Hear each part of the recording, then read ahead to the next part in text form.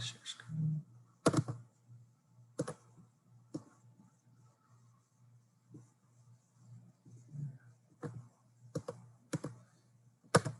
Okay. So let's begin by talking about this vignette. So with validity, this is something everybody questions in research. Is what is found valid? Is it a reputable source? This is where impact factors come into play. This is where the news source comes into play. Do you find that source reliable and valid and credible? So when Anne met with her physician, he expressed doubt regarding the usefulness of the research available about her elbow pain. She remembered from her college thesis work that there were study design mistakes that could result in misleading conclusions about an experiment. She assumed her physician was referring to similar problems. You have mentioned your interest in using evidence in your collaborative decision-making about how to manage your situation. So what are you going to tell her about your analysis of the information to reassure her of your confidence in the credibility of the studies that you read? So this is a patient comes to your office and she's presenting some literature to you, and she wants to engage in a conversation about how credible these results are. What are you going to start talking to her about?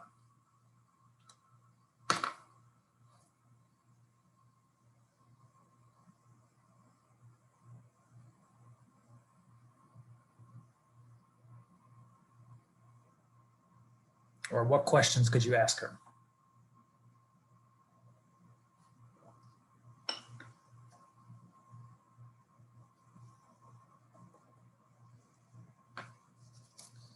Anybody? Are we looking at like what journal that her research was published in that she's looking at? Good. That could be a big one. You know, is And this like the impact factor of that journal? Yeah, very good. You know, are we looking at a very credible source? We're looking for something that came, you know, we're looking at large clinical trials, like the last, vaccine study that came out of the New England Journal of Medicine. That's a very credible source. It was a very, in my opinion, it was a very well-controlled, as good as what we can do with the information and the recruitment and things that we have. It's a very well-controlled experiment, over 3,000 participants. To recruit that many participants in a very short period of time and get those results, I would say that is valid for the resources at hand. Versus, some things that you try to, for instance, some questions you'll try to argue on a particular exam, you find from the International Chinese Journal of Alternative Holistic Medicine, impact factor 0.01. And that supports your evidence for your incorrect answer on the exam. And the correct answer is from Nature magazine. I'm going to personally believe Nature magazine over that obscure journal. But don't ever, when you're talking to patients, don't discourage them. You can teach them about the impact factors, and you can teach them about the big journals that impact the field the most. But it's always good to not discredit people. Don't discredit what people are finding. Well, again, we're going to talk about the research with the MMR vaccine and what happened later on today. So again, credibility is coming from the sources, the published location. And then again, you always have to be wary, read as much as you can, but don't believe everything you read and hear, because some things that are published end up getting retracted. Those retracted journal articles get retracted for multiple reasons, mostly because the information is fabricated. So not everything that's written in books is true too. So why do we use different research designs? Well, it depends on our patient pool, what resources we have available, and what do we want to look at? Are we looking at diagnostic tests? Are we looking at clinical measures? Are we looking at prognostic factors? It all depends on what we're trying to assess in our particular design. So believability is referred to as internal validity. Is this study believable? Does this study have good internal validity? Those are used interchangeably. So internal validity is usually going to be associated with, it can be associated with both quasi and experimental designs. And usually internal validity is we're trying to validate an instrument or an intervention. So that's how internal instrument intervention, INT, IN. We're looking at the efficacy or the effectiveness of this instrument or this intervention with internal validity. Research validity is characterizing the extent to which a quantitative study of any type produces truthful results. Is the research valid? Are the results obtained true results? Can we believe those results? But again, it's always important to be your own judge. Don't always believe what you hear. Make sure that you're obtaining news and information from multiple sources. Compare and contrast those sources.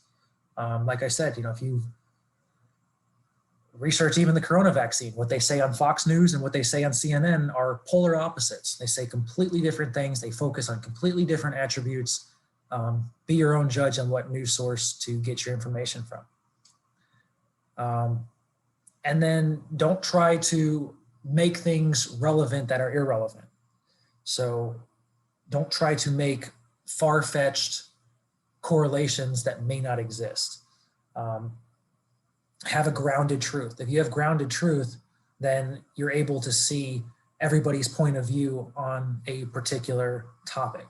It's very important to have grounded truth. And then a quantitative study's relevance is referred to by the term external validity. So does it have this true potential? Does this have applicability and generalizability? So can the data that's coming from this quantitative study be applied to a large population? Can you make a generalization? If you take all the data from the coronavirus vaccine and you're looking at all this data and you're looking at the level of immunity and the patients who have not experienced any detrimental side effects compared to the patients who have experienced side effects, the side effect profile is significantly lower than the non-side effect profile. As of now, will this change? Potentially. But as of now, it is externally valid to say that the coronavirus vaccine, for what we've gathered right now, for this short time period, is safe and effective. We have seen numbers go down, we have seen vaccination on the rise, and we have seen case transmission on the decline. So it is safe to say, statistically and being politically correct, that these studies for the coronavirus vaccine and efficacy and efficiency have good external validity. I have a question about that. Sure. Because you had talked about in sequential studies, which is essentially what's going on, is that they don't have to disclose all of the information or all of their inclusion or exclusion criteria. So how do we actually know that it's safe and effective? Like, what is it with those, with that bias? How can we be so sure? Can't be. That's a very good point to raise. Again, these are relative terms. So external validity and believability. Well, do you believe something? To what extent do you believe something? If you look at the recent decline in the stock market and then in cryptocurrency, I believe that was manipulated by people.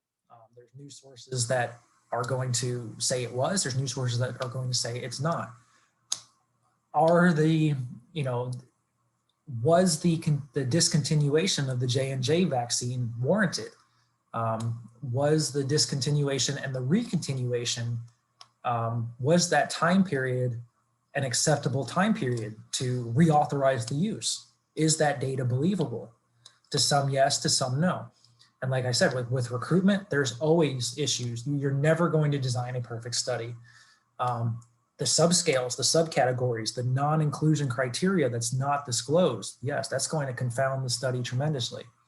With research, there's no perfect design. There's never, ever going to be a perfect design.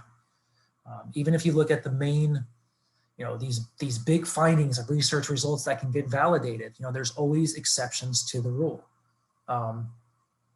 We can find, in the circadian field, we know that the period genes, they regulate circadian biology, and they need to be fully effective. And transcription factors and translation factors have to be intact. There's been rare cases where animals have become rhythmic with defective period genes. There's always exceptions to the rules. Believability and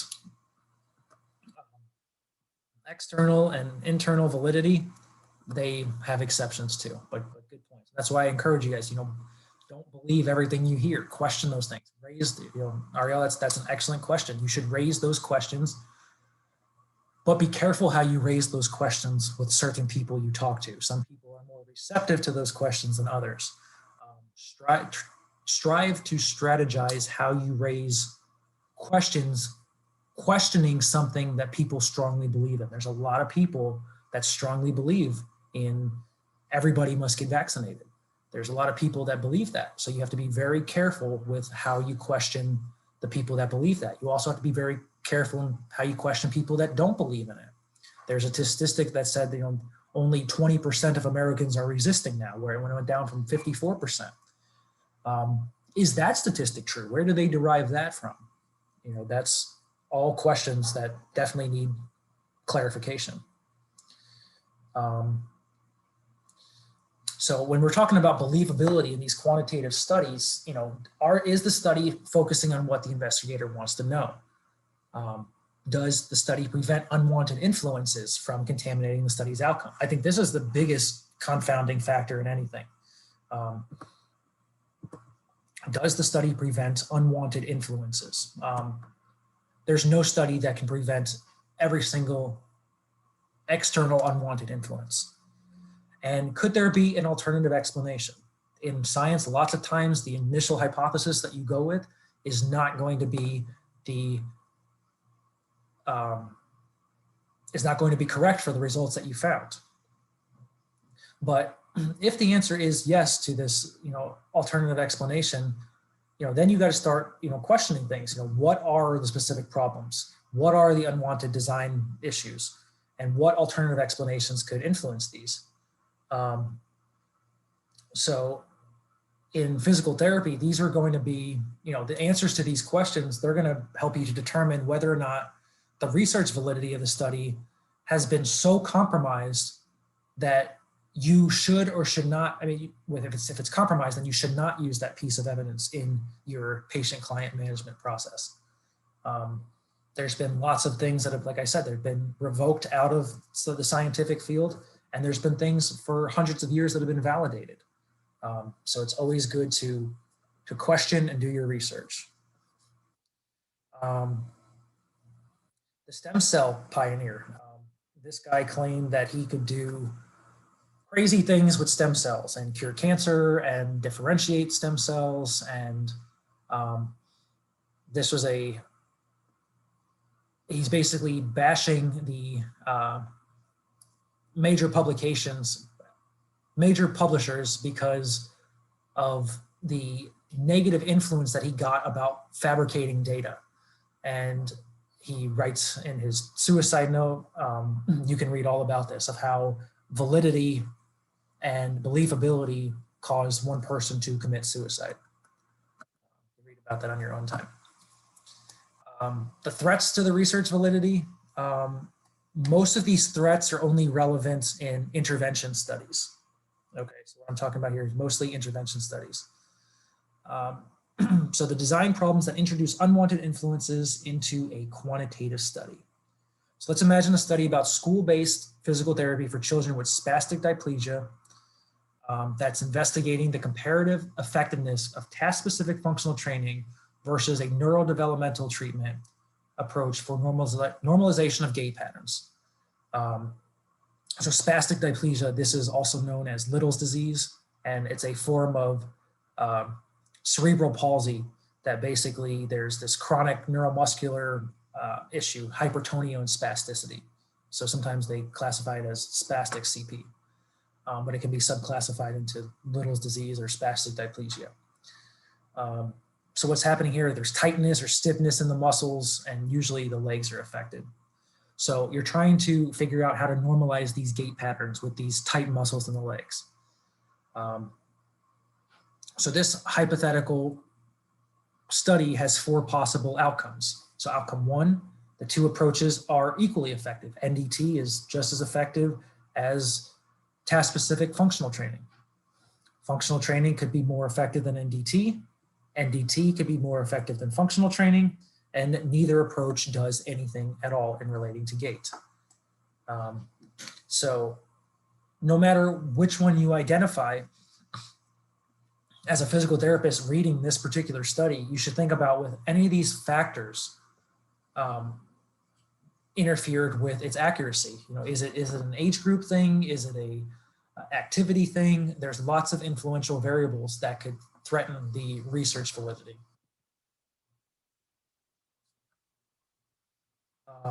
Threats related to the subjects, the selection. You know, Ariel, this goes back to what you just said. You know, how do we know what the exact inclusion and exclusion criteria are?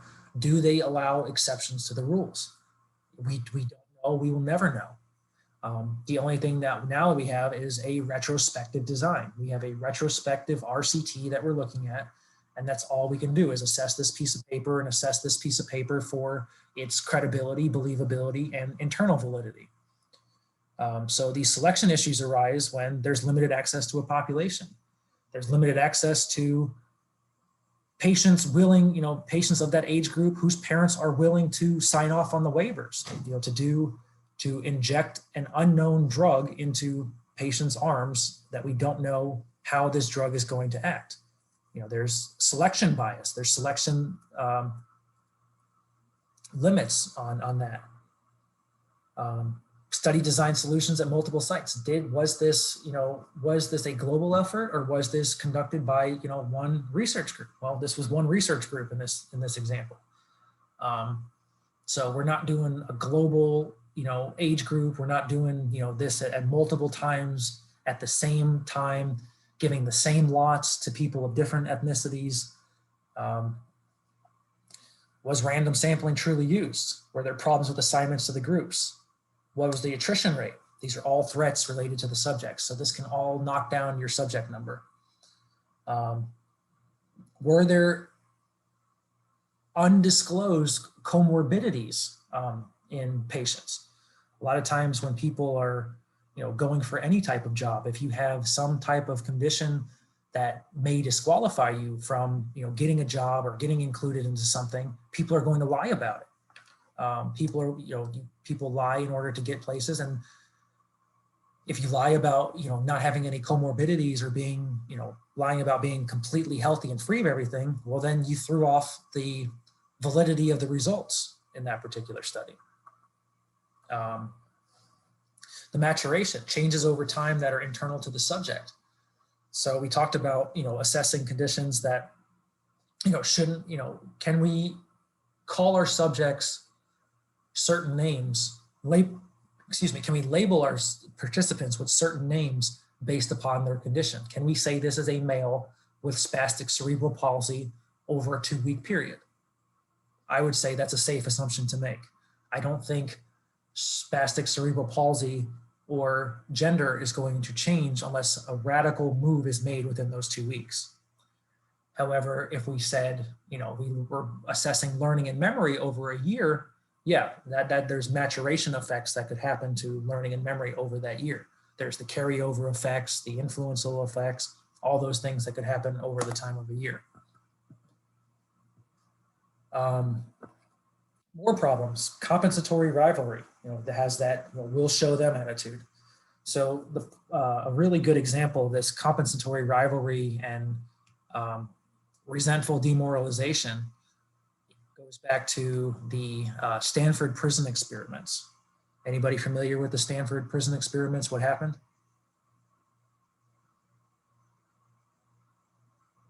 Didn't they like split the group in half, and they gave half of them like power over the prisoners, and then they started abusing them, even though they were like all the same at the beginning?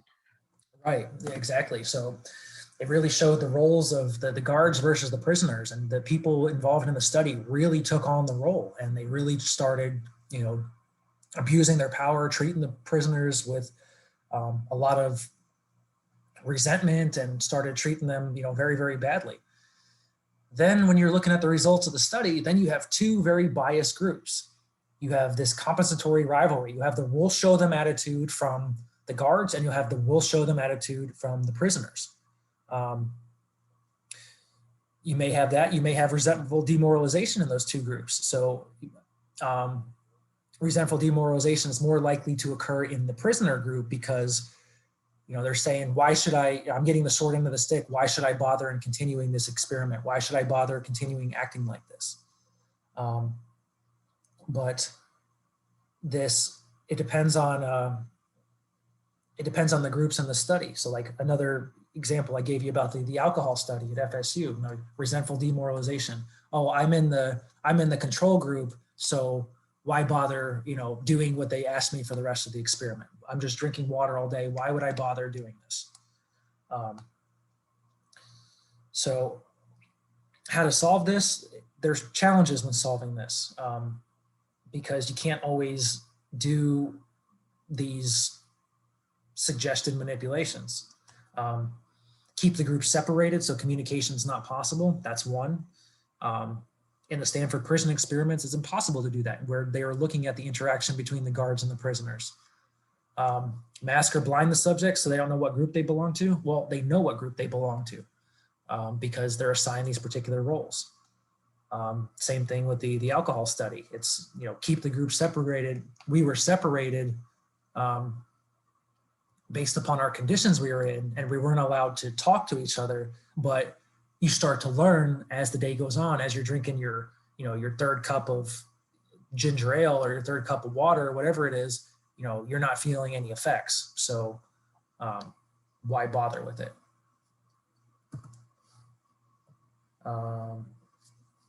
Diffusion or imitation of treatment. So this can occur when the subjects interact. So seeing somebody do something can prompt changes in behaviors by members in a different group. So this is like an example I gave you guys about the mice and rat studies, where we're looking at depression. We got, in one cage, we have a very aggressive male, and then in that same cage, we have a male that is submissive. And then in the cage right next to it is just another male rat.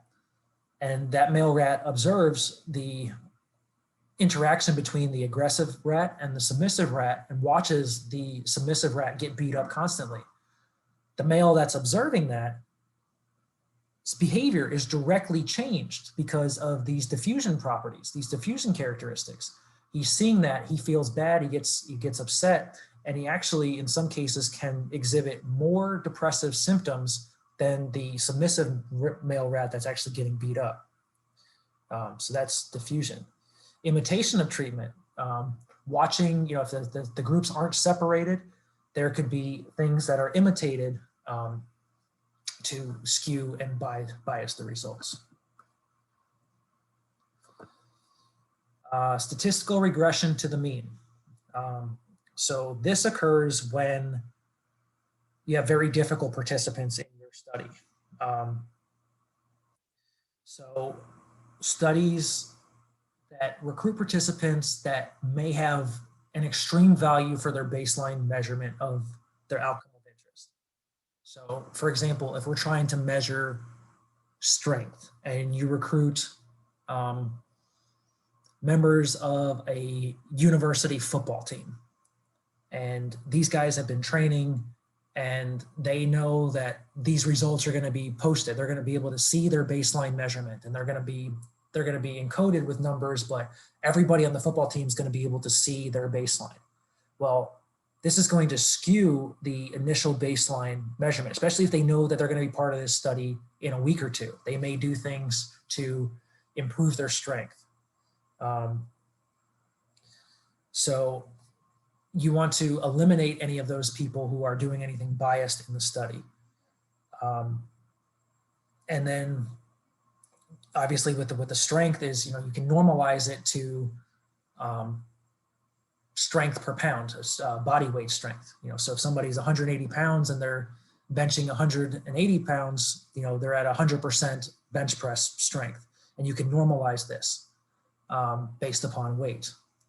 So if anybody, and then you can pick, like when you're designing your strength study, you can pick, okay, I only want people within 2 standard deviations of this 100%. And then you can eliminate anybody that falls outside that, anybody that may have caused this issue of being too biased to reduce the extremes.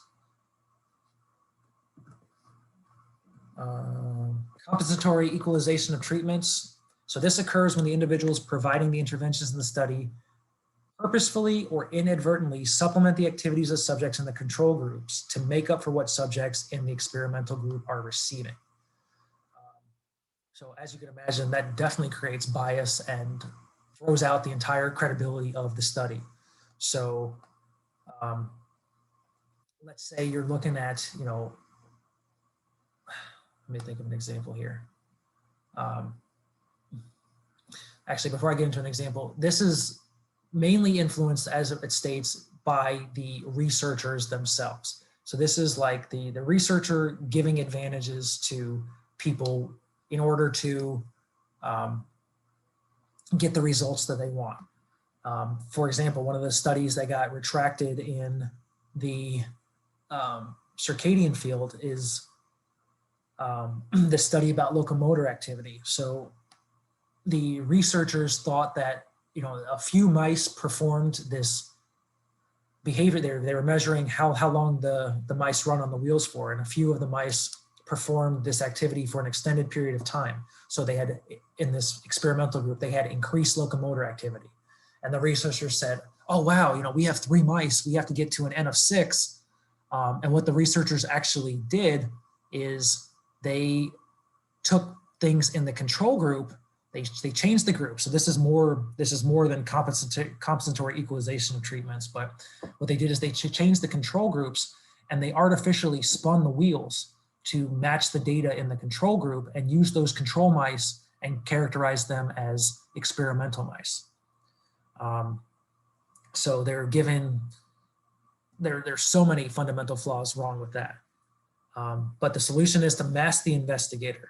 Don't let the investigator know what group they're doing, what group they're manipulating. And when the investigator is talking to the different groups, make them stick to a script. Like when we work with the undergrads here at FSC, we're only allowed to talk to them about the script when the experiment's going on. We cannot answer any other questions. If we're answering any other questions, we're creating internal bias there. So we answer questions during the debriefing period and during the enrollment period, but we don't answer any questions in the experimental studies. And then threats related to study logistics, well, definitely history, instrumentation, and testing. History does have a tendency to not repeat itself, but repeat patterns. If people see pattern repeating, they can manipulate or intend for patterns to repeat. They can skew the data to make it that history's repeating another pattern. Look at the instrumentation that's being used. Is that instrumentation the proper instrument for whatever you're looking for? And testing, we're going to talk all about the biases in testing. Well, we've already done, we talked about biases in recruitment, biases in the results that are reported, biases and results that are concealed as well.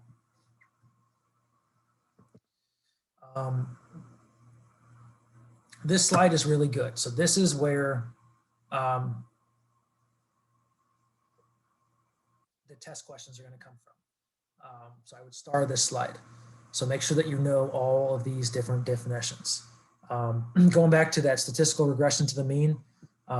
So not only do the subjects, maybe start out with a skewed baseline,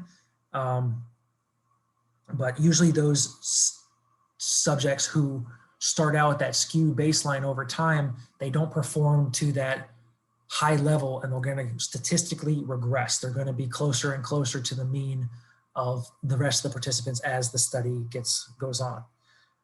But again, to eliminate statistical regression to the mean,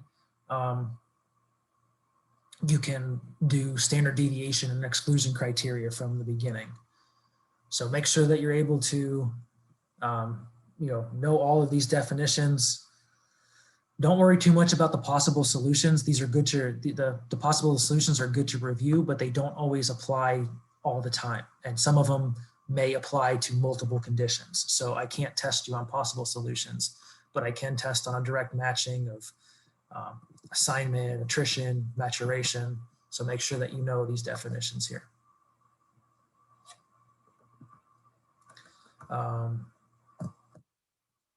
Same thing here. Compensatory equalization of treatments. We just did that. Controlling the influence of the investigator, mask the investigator. Best way to hit that. So history, instrumentation, testing. Again, been over those. Those are just charts that are helpful. These threats, we've talked about these, the investigator bias, the narrow selection criteria, purpose of sampling, so purposefully picking the recruits that we want to include, and then testing with prior knowledge of patient status. So these are all major threats.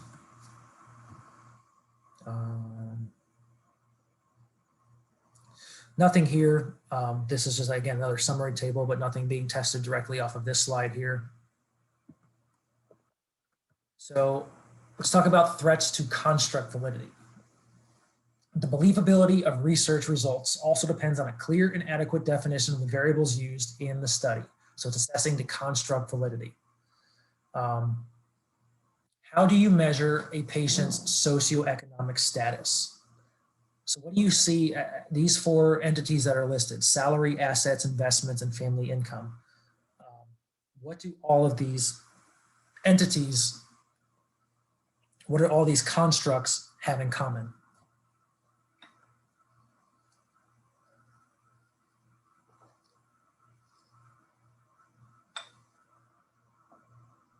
Money.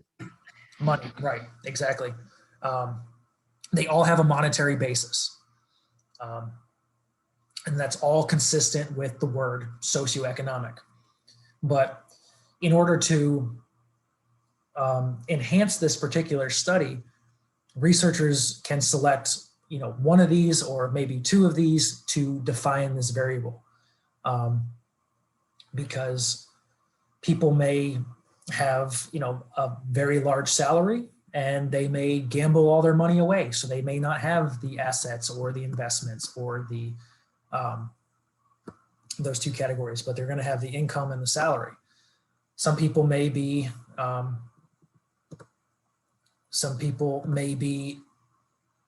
very frugal with their money, so they may have a high salary and a high family income, and they're just they bought a home and a car, but they are very cautious of investments, so they don't do any type of risk.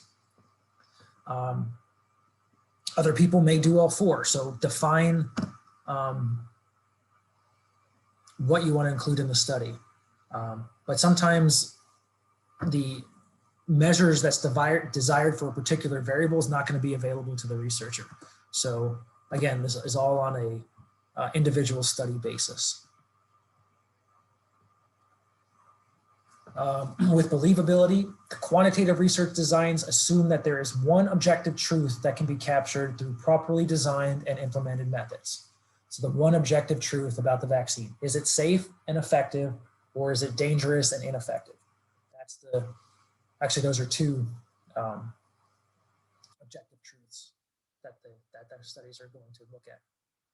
The concept of believability appears inconsistent with the paradigm upon which qualitative research designs are based.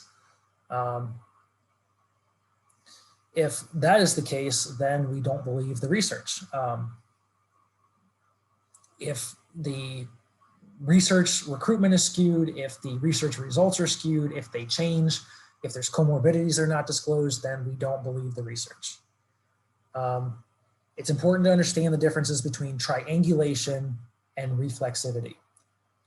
It's triangulation, a method to confirm a concept or perspective generated through the qualitative research that it proves. And reflexivity, a principle of qualitative designs that suggests researchers should reflect on continually test their assumptions in each phase of the study. So triangulation, you think of a triangle. The triangle has 3 points. Each point of the triangle is connected to another point. So there's triangulation. So point A, point B, point C. Well, if point A and point B are necessary to get to point C, then is it true that we need point C and point A to get to point B? This is triangulation. We're doing different methods to confirm. We're looking at different outcomes to confirm if this concept or perspective is what the research is actually proving. Are all the points of the triangle related to each other? Does A plus B equal C? Where reflexivity, what we're looking at is each step may or may not be related to each other. So you need to check each step as you go. So research can take on multiple forms as it goes. So let's say, for example, you are conducting a study about the Theragun. And in one group of patients, you're doing the Theragun on you're looking at the Theragun's effectiveness for delayed onset muscle soreness in the upper extremity versus the lower extremity. And you get all your upper extremity group coming first, and you're doing the Theragun, and people are saying, oh, wow, this is amazing, 100% results. Then you can pause and reflect on, your overarching study is to look at effectiveness of the Theragun on DOMs, and you start in the upper extremity. Well, then after you collect all the data from the upper extremity, you stop and reflect on those results, and then you test your assumptions going on to the next phase, going on to the lower extremity. That's reflexivity. It's a reflex. One thing provokes the next. And then study relevance. So a study has strong external validity or can be considered transferable when it has good generalizability. So can we take our outcomes, can we take our findings, and can we make a generalized statement about that? So once a study's credibility has been evaluated, the physical therapist must determine whether the findings are relevant to their situation or not. External, always think of the external world. Can these findings be applied to the real world? Can I descriptively say something that is generalizable and applicable to a real world setting? External validity and transferability, those are interchangeable terms. And then what are some of the threats based upon what we've talked about so far? What are some threats that you guys can think of? Some other examples that may threaten external validity or transferability.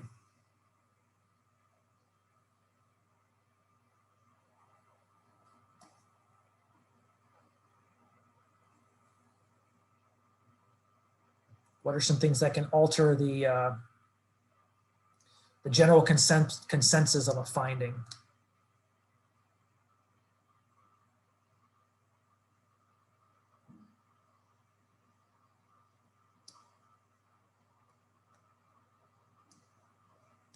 Like recruiting patients or Excellent.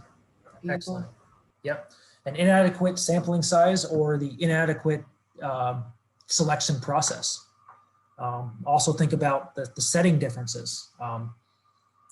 think about even with these vaccine studies, the possibility for white coat syndrome. If they're looking at baseline, if they're doing any type of, correlative study to look at blood pressure and effectiveness potentially, is there a white coat effect that happens? The time, are the studies conducted over the same time period or not? That's really, really important to know. So all of those things are variables that could threaten external validity or transferability. So let's try these practice questions. Authors of a cervical spine manipulation study noted a statistically significant difference in quality of life scores between the intervention and control groups at baseline. What potential threat to research validity does this difference pose? Go ahead, type your answers into the chat.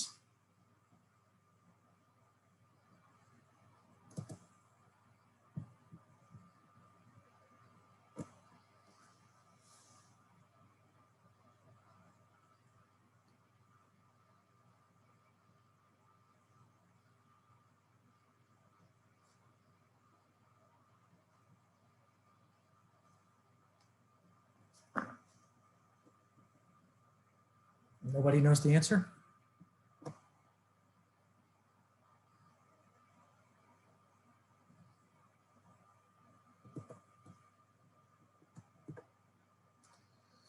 Assignment or compensatory rivalry? I got to pick one.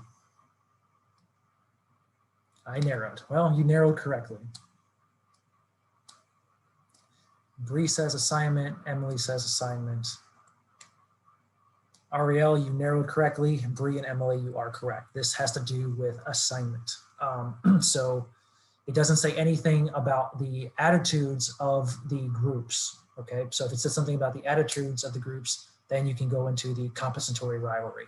But it's just saying the authors of the cervical spinal manipulation study noticed a statistical difference between the intervention and control groups at baseline. So this is before the study even started, before we actually started collecting the experimental data. So that's what's going to give it away. All right, let's try this one. Authors of a study investigating a new topical gel to facilitate chronic wound debridement indicate the potential of a maturation threat in their subjects. Which of the following statements is consistent with this type of threat? So maturation, how do we mature? How do we change?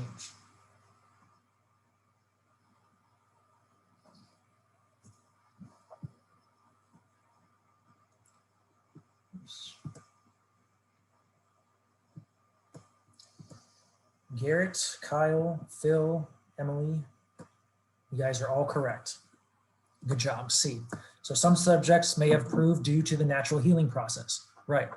So that's something that's a major variable in this study because the natural healing process, depending on the person, some people heal faster than others.